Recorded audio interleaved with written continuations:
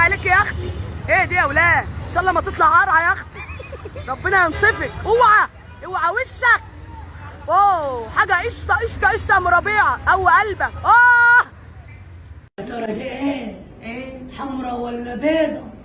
طب انا بقول لك ايه؟ انا هديكي برضو مثل، ما انت ما دخلتيش في قلب البطيخ ولا اني ولا انت.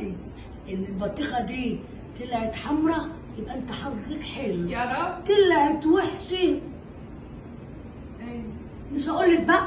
شو ليه؟ فاهمه انت بقى؟ انا عارفه حظك. احنا هنفتح ونشوف.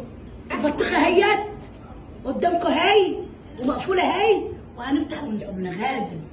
وريني. سم الله سم الله سم الله سم الله سم الله بسم الله بسم الله.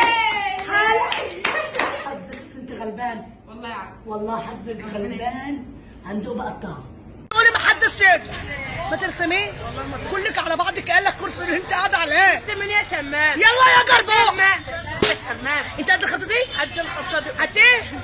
طب بس يا شمام. يلا يلا يا اخي وريني يا جربوع. اطلع يلا عشان ما تكسر معانا قلب. فانا ست الكل. ست الكل الغلبانه اللي مالهاش بخت بقى عند ربنا. ونزلينها وبقول كده. ست الكل الغلبانه.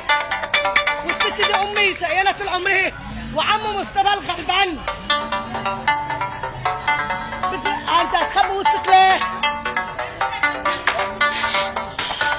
ده هو الفيديو دي الاهبل دي هو اللي هيجيبه نفاه. عايز حاجه؟ قريب رصي؟